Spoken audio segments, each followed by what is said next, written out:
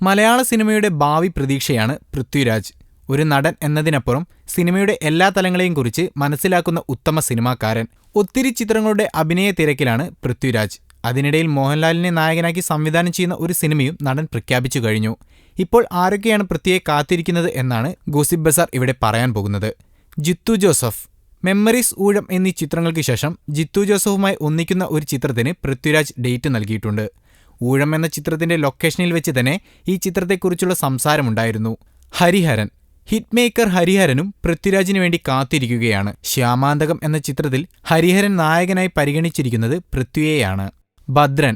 ഒരിടവേളയ്ക്ക് ശേഷം സിനിമയിലേക്ക് മടങ്ങിയെത്തുന്ന ഭദ്രനും തിരക്കഥ പൂർത്തിയാക്കി പൃഥ്വിരാജിനു വേണ്ടി കാത്തിരിക്കുന്നു. ബ്ലസ്സിയാണ് പൃഥ്വിക്ക് വേണ്ടി കാത്തിരിക്കുന്ന മറ്റൊരു പ്രമുഖ സംവിധായകൻ. ബെന്യാമിന്റെ ആടുജീവിതം എന്ന നോവലിനെ ആസ്പദമാക്കിയൊരുക്കുന്ന ചിത്രത്തിന് 2 വർഷത്തെ ഡേറ്റാണ് പൃഥ്വി കൊടുക്കാൻ പോകുന്നത്.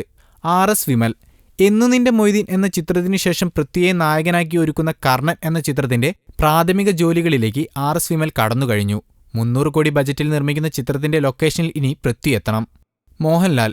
ഇതിനൊക്കെ പുറമെ പൃഥ്വിയെ കാത്തിരിക്കുന്നവരുടെ കൂട്ടത്തിൽ മോഹൻലാലുമുണ്ട്. ഈ സിനിമാഭിനയത്തിന്റെ തിരക്കിൽ പൃഥ്വി സംവിധായകന്റെ തൊപ്പി അണിയുന്നു. ലൂസിഫർ എന്ന് പേരിട്ടിരിക്കുന്ന ചിത്രം അടുത്ത വർഷം ആരംഭിക്കും. ചിത്രം നിർമ്മിക്കുന്നത് ആന്റണി പെരുമ്പാവൂരാണ്.